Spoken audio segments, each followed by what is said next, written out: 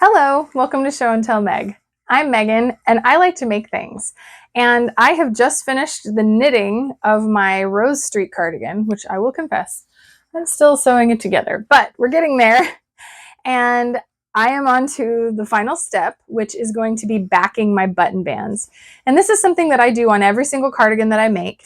I learned about it years ago when I first started knitting sweaters from the blog by Gum by Golly, which is done by Tasha of Tasha Could Make That.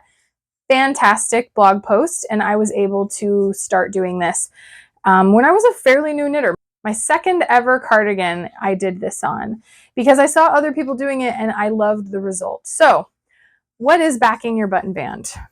So I like fitted style sweaters, and fitted sweaters have what's called negative ease. You're knitting it to actually be smaller than your body, and that's what makes it hug to you.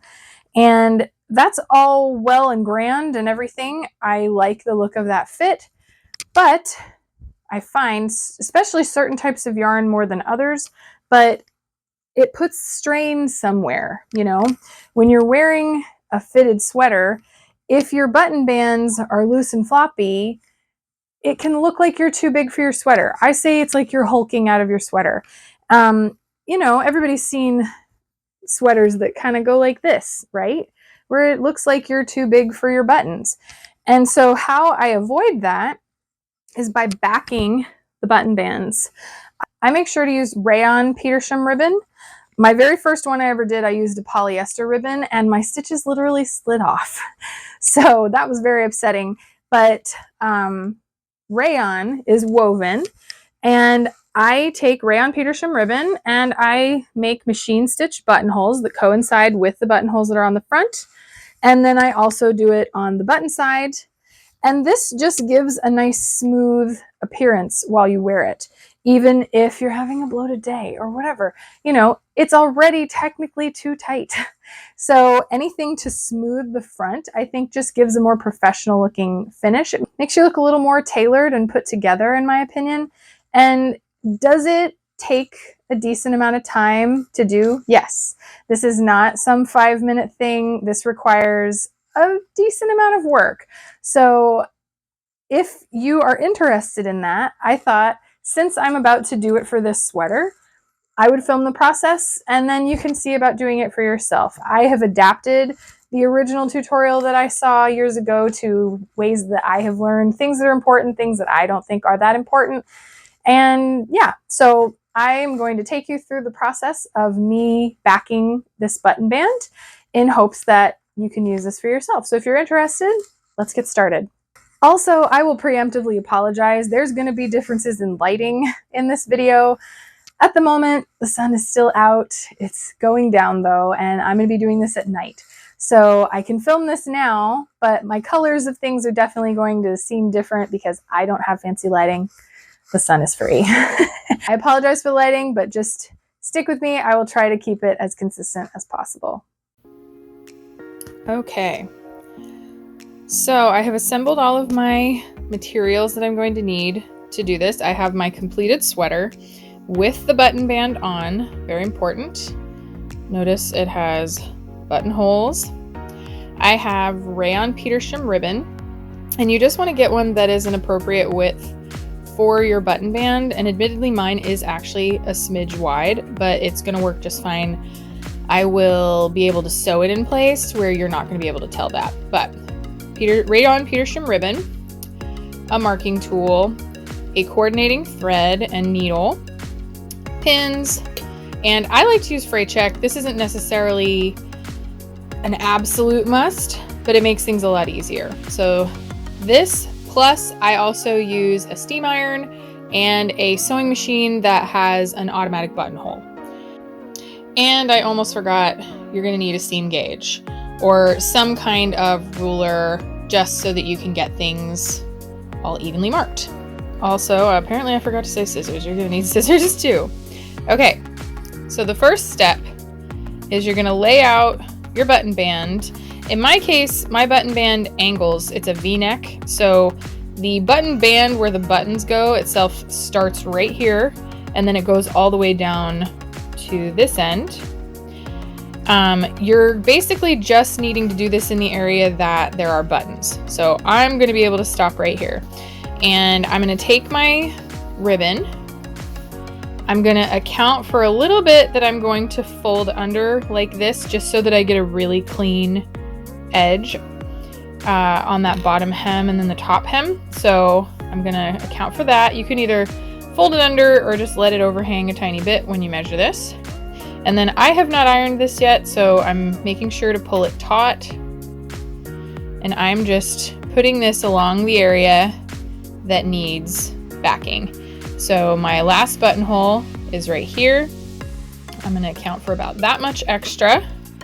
And then I'm just going to snip that along one of the ridges. And now I have my first piece. And easiest thing to do once you have it measured is to match it up and cut the exact same length a second time. Okay. So before I move on, I'm going to press these just because I got a little funkiness going on here, and then we'll go to the next step.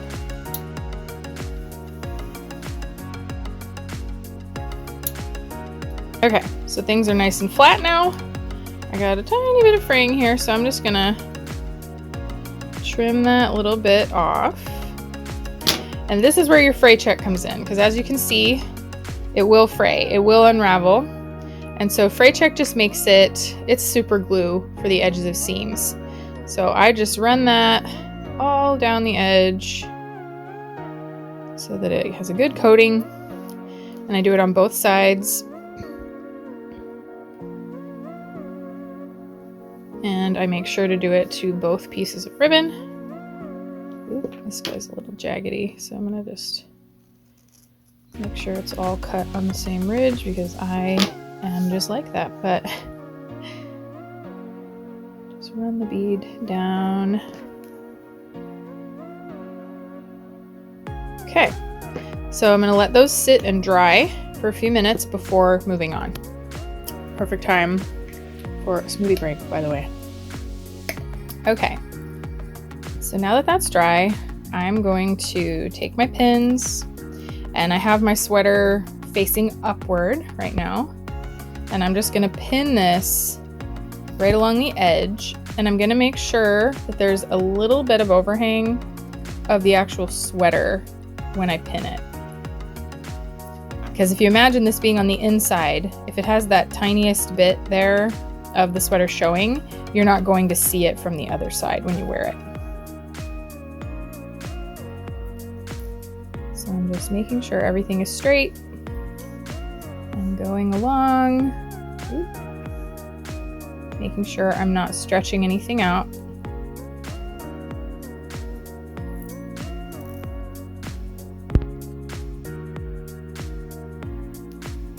And pinning it to the edge.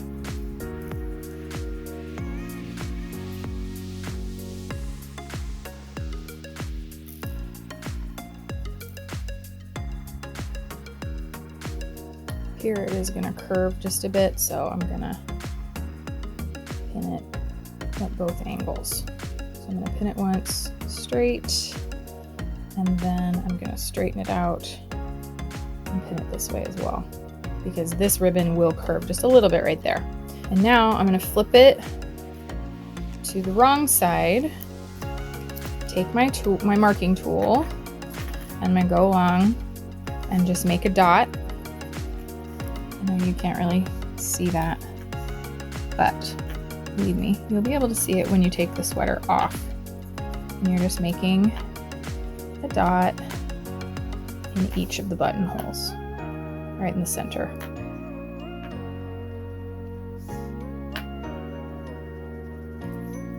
Okay, now we can remove the pins.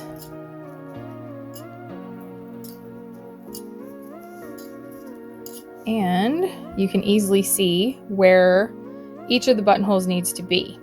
And that is going to correlate with once I put it in the inside here. That's what it's going to look like. And I put it on this side of the ribbon because that way, once my machine stitched buttonholes are done, the right side will be facing outward. Hopefully that makes sense once we start stitching buttonholes. So I'm threading a bobbin. Okay, so I have my machine threaded with the bobbin and the top stitching thread in the right color. Now I have my button. I'm going to put it in the bobbin or the buttonhole foot and load the foot on. So this is not a tutorial on doing machine buttonholes by any means, so hopefully you already have made a machine stitched buttonhole and know the direction that your machine needs to go. But I'm going to take a piece of my ribbon that I did not end up using, and I'm going to save that for a different project. Now in my case, I know that this machine starts at the front and then it's going to work the machine buttonhole back. So I'm going to start it up here, and this is going to just be my test buttonhole so that I know how to measure all the rest.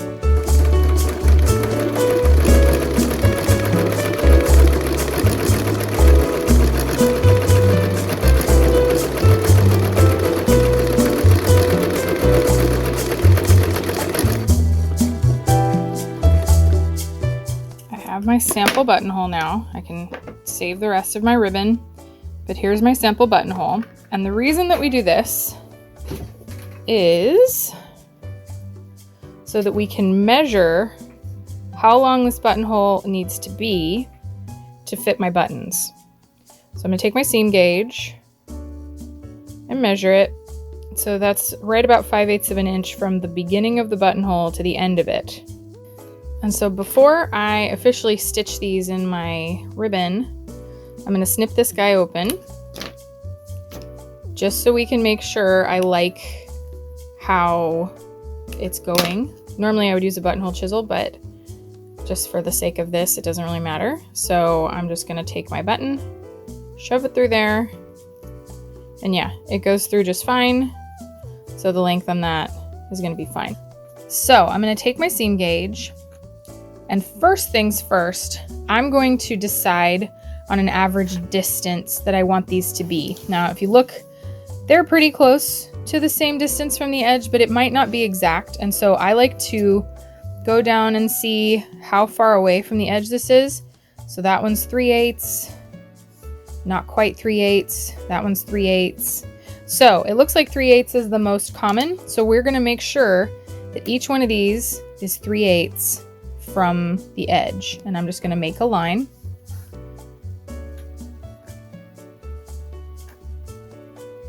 On each one to mark the 3/8.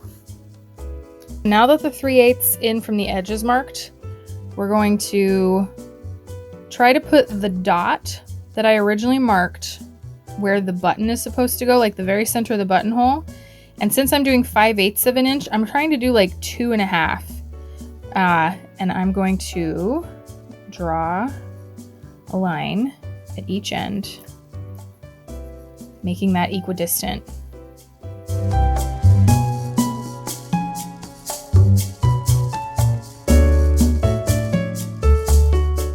Okay, so now that we have our distance from the edge and the top and the bottom, I'm going to just make a line to mark connecting the top and the bottom with that 3/8 mark.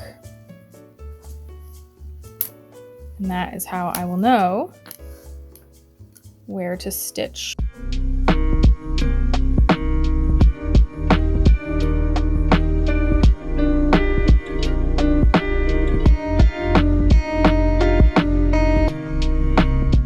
Okay, so now I have my start and stop and my center on every single one, and we're going to move to the machine. So now that I have this marked and I know that my machine starts here and goes to the back, I'm going to line up to where my needle goes in right at this point, right where they converge. And now I just want to make sure that this ribbon is nice and straight on my seam gauge here before I put the foot down, and we're going to make a buttonhole.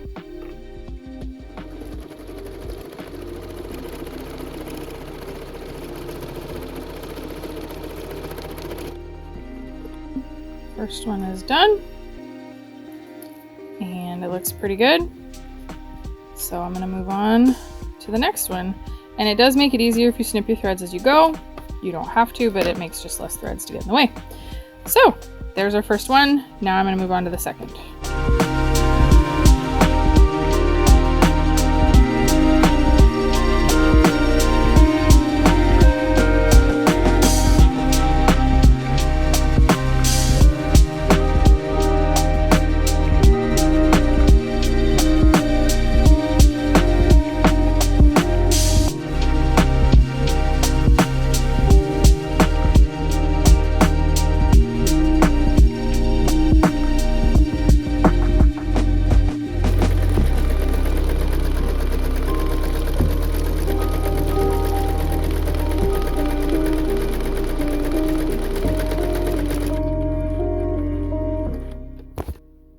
The last buttonhole.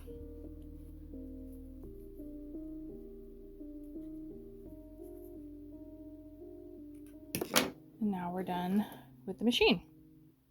Okay, so now we have all of our lovely machine stitched buttonholes. They're all nice and even. Even if they're not, frankly, it's on the inside. Only you're really going to see it if all goes well while you're wearing it. But the next step I like to do for all my buttonholes, whether I'm knitting or sewing or whatever, is fray check again. So I'm going to go across the entire opening, and this is just going to help the ribbon not fray so much around where the button goes in. And I just go all the way down, get a little on the actual stitching at the beginning and the end. Well, they're beginning and they're the same. At the top and the bottom, as well as the entire center section. See how it's totally dark now? See that? So you're just filling that whole area with the fray check liquid.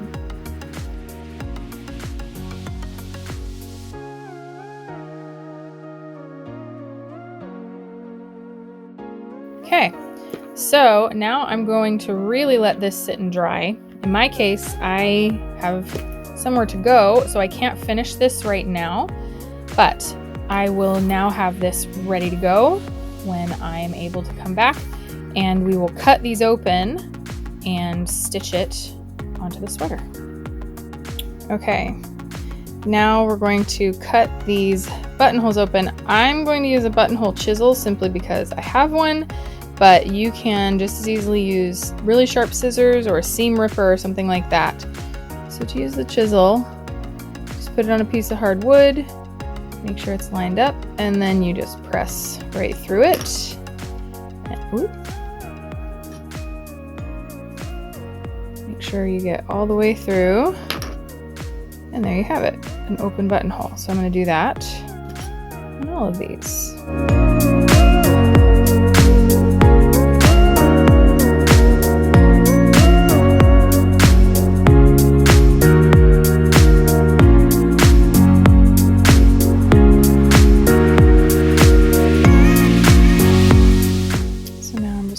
Check them, make sure they're open enough to shove your button through, which they are. So my button band is ready for the next step. Okay, so now we're back to our sweater, and you're going to need pins again.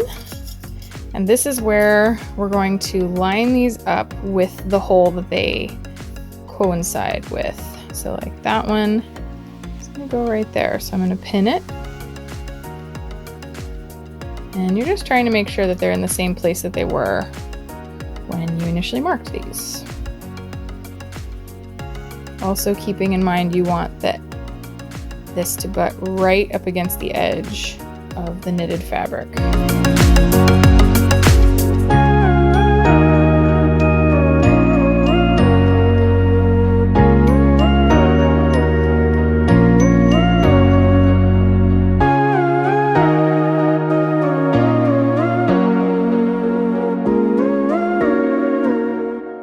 So now that everything is pinned in place, we're ready to sew the button band on. And so the first thing I'm going to do is that raw edge. We're going to tuck that under just so that it's nice and clean.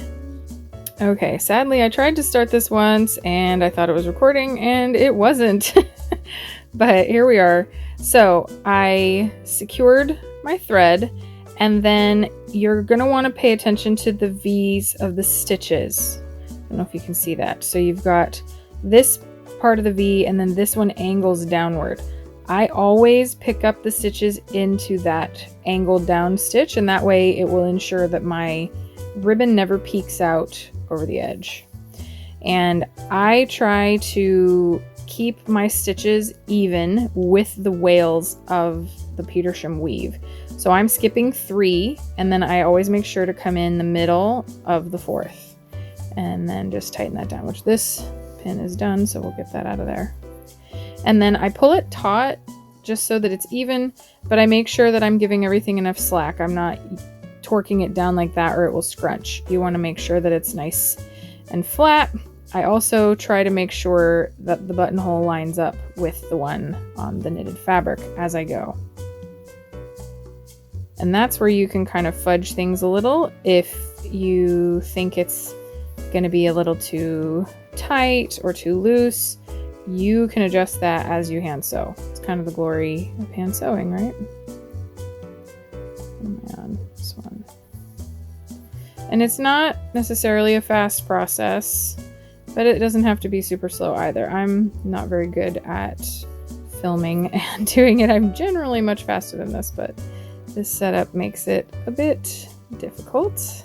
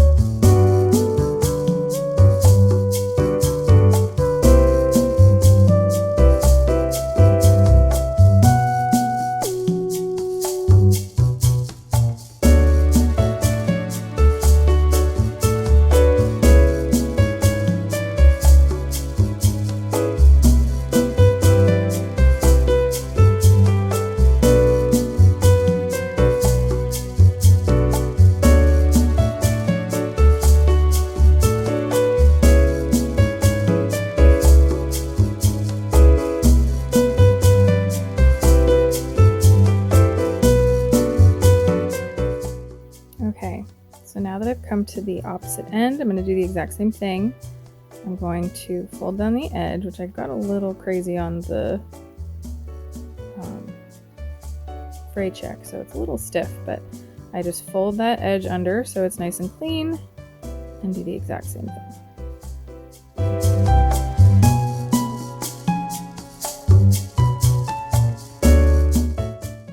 Okay, so now that I've done the bottom edge, I'm going to pay attention, particularly on the ribbing. It's really easy to see because I have a row of knit stitches right here where this ends up.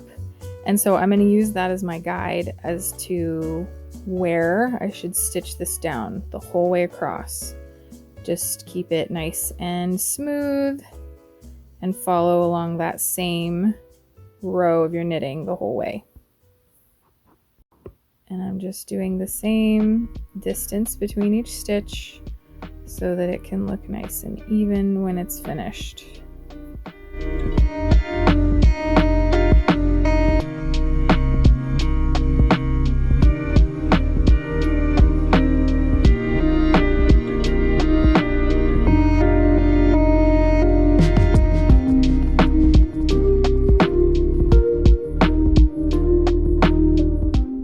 So now that I've come to, I'm out of the ribbing, I'm just going to try to stay in the same purl stitch the whole way up as well so that I can make sure. Mostly you can feel it. When I pull this nice and smooth right here, it's going to lay in the same spot anyway, and you're just going to keep it equidistant the whole way up. It'll also occasionally want to pucker like this, and so I'm constantly just smoothing the knitting down with my fingers and holding it nice and smooth like this.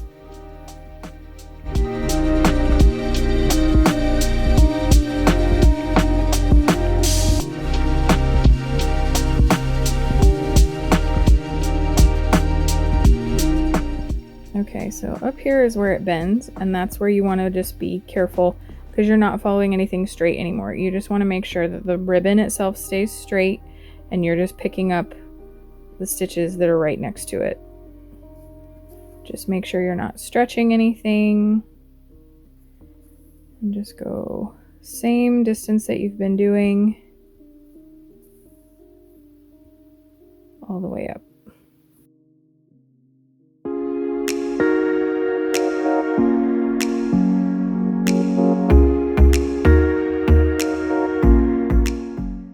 And then we just go across the top.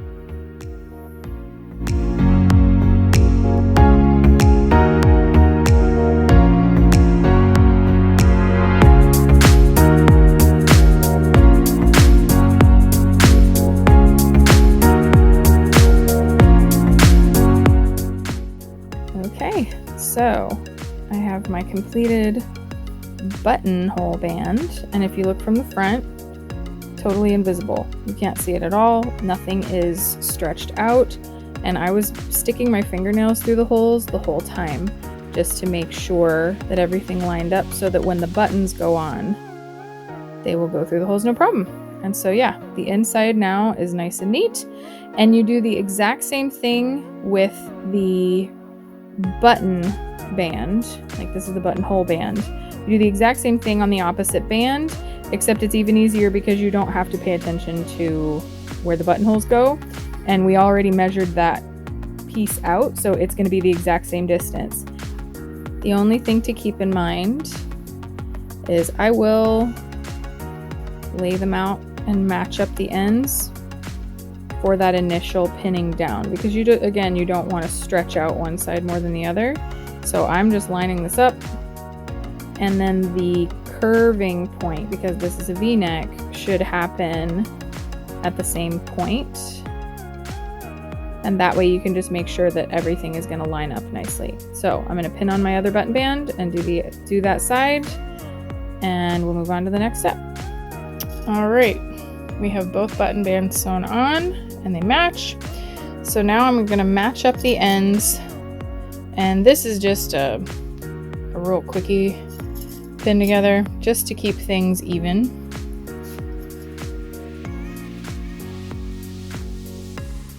Okay, now we're going to take the marking tool again, and this time I have each ribbon together touching, and I'm going to put this marking tool through the buttonhole and make a mark all the way down.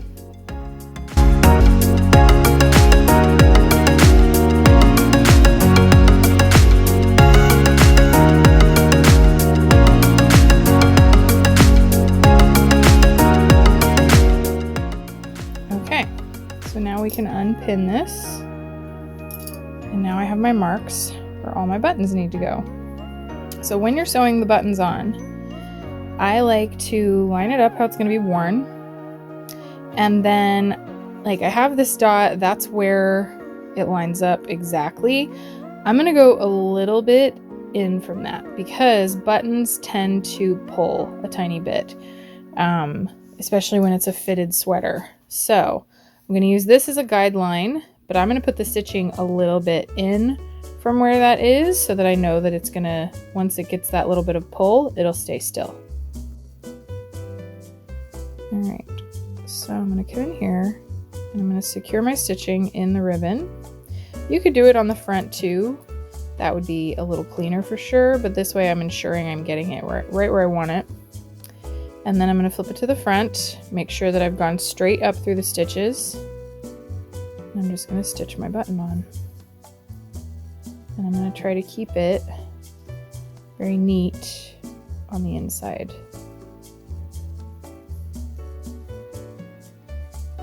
If you're doing, like this is a bit of a shank button, so I don't have to be as careful. If you were doing a flat button, then you would want to use something thin, like a matchstick is usually what or a toothpick. The toothpick trick where you put the toothpick in the space as well, because you want to make sure, like knitting is fairly thick, and so you want to make sure that it has enough room under the button to sit flat when you wear it. and button this.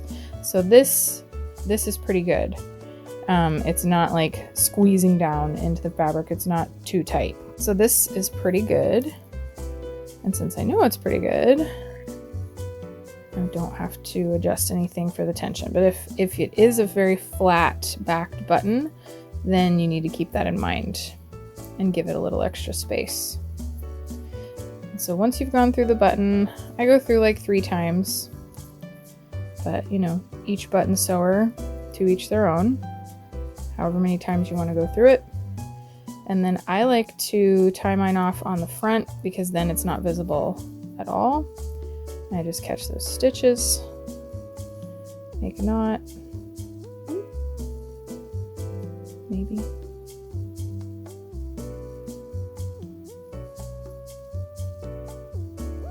And I tie it off, stick it back through once, and snip. And we have our first button on.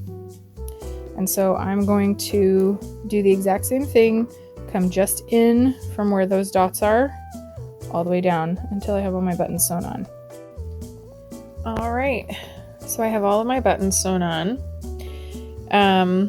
Another little tip I guess I have, if you notice, I use these lovely vintage, I'm guessing 50s buttons, and I apparently cannot count. I was actively sewing these on and noticed I don't have 8 buttons and I have 8 buttonholes. So I found this one in my stash, and honestly, it's not bad. Like when you wear it, yes, it's slightly different, but that's why I deliberately put it at the bottom. If you have to make it work with buttons, you either want to do something very nondescript at the bottom that's slightly different, or something that is a big statement at the top. And I did look through my stash and tried for that, but in the end, I just really preferred this, and this one was so close that once it's on, I don't think anyone's going to notice. So yeah, my buttons are on. My button bands are completely backed and stabilized. Lovely hand stitches there. So yeah, now I just have a little bit of extra security when I am buttoning my sweater, which do I always? No, but it also just finishes everything off really nice on the inside. So that, in a nutshell, is how it's done. So this is my finished sweater with the stabilized button band, and I just really like how smooth it looks. Now, grant you, this sweater isn't super fitted. This sweater isn't negative ease fitted. It's basically at 0 ease is how I wanted it to fit. It's maybe a smidge looser down the bottom, but yeah, it's not negative ease like some of the sweaters that I have made in the past, but it just keeps everything nice and straight. It also just makes everything look really nicely finished inside. Like this is my finished button band.